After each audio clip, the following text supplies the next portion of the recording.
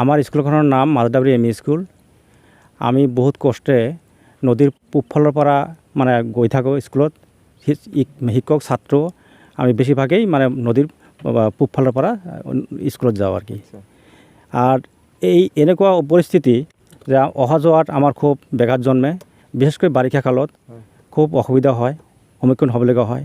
R নদীৰ যিটো দৃশ্য ভয়ংকৰ দৃশ্যত মানে পৰিণত হয়।